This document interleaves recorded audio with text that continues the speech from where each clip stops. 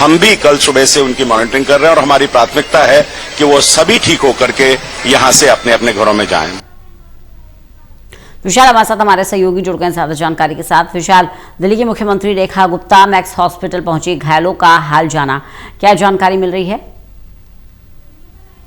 बिल्कुल, देखिए दिल्ली की मुख्यमंत्री रेखा गुप्ता थोड़ी देर पहले मैक्स अस्पताल पहुंची थी। इस अस्पताल में कल की घटना वाले जो सभी पीड़ित हैं, जो प्रभावित हैं, उनका इलाज चल रहा है और उन प्रभावितों के परिजनों से भी मुख्यमंत्री रेखा गुप्ता ने मुलाकात की है, सभी घायलों से मुलाकात की और साथ ही साथ उनके साथ जो स्थानीय विधायक हैं सतीश उपाध्याय, वो भी मौजूद रहे थे और उन्होंने साफ तौर पर से कहा है कि इस पूरी घटना में जो जिन लोगों की जान गई है और जो लोग प्रभावित है उनके साथ सरकार खड़ी है और जो भी इस पूरे वारदात में शामिल है, जो आरोपी है, उन पर लगातार जो है पंजा कसा जा रहा है, किसी को बख्शा नहीं जाएगा और तमाम जो जांच की प्रक्रिया है वो भी तेज कर दी गई है।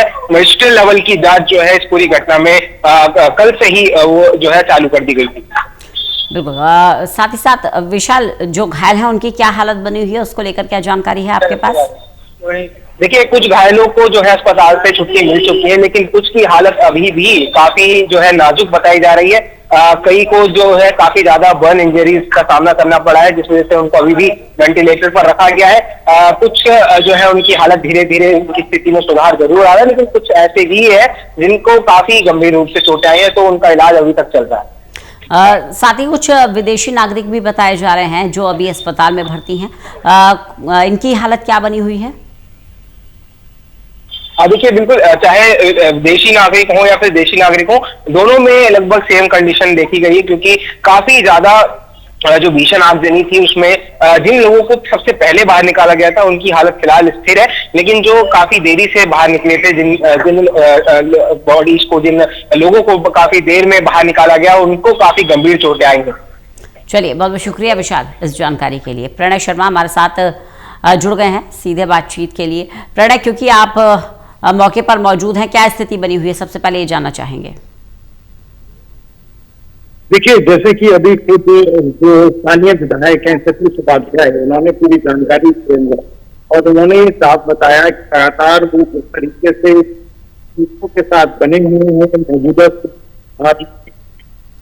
तमाम जो कदम है वो उठाए जा रहे हैं और कोशिश इस बात की है कि किस तरीके से लगातार पूरा जो इंतजाम है, जो पूरी व्यवस्था है वो मिल सके पीड़ितों को, उसमें सभी का जो ध्यान है वो लगा हुआ है। और खुद हमने देखा कि आज दिल्ली की जो मुख्यमंत्री की वो मैक्स अस्पताल भी पहुंची। कल हमने देखा था कि जो मंत्री थे, गृह मंत्री, वो मालवीय नगर में पहुंचे थे और उन्होंने हालात का जायजा लिया था। तो सरकार का ये लगातार कहना है कि जो नजर है वो बनी हुई है और इस बात की ये है कि लगातार जो पीड़ितों का जो पीड़ित मौजूद है उनका इलाज हो सके, उन्हें हर संभव जो मदद है वो मिल सके। प्रणय, इतने बड़े अग्निकांड के बाद अब क्या एक्शन की तैयारी दिल्ली सरकार कर रही है? क्योंकि इस अग्निकांड में सिर्फ खाना पूर्ति से ही ये मामला नहीं सुलझेगा। इसी तरह के होटल अगर आप देखेंगे तो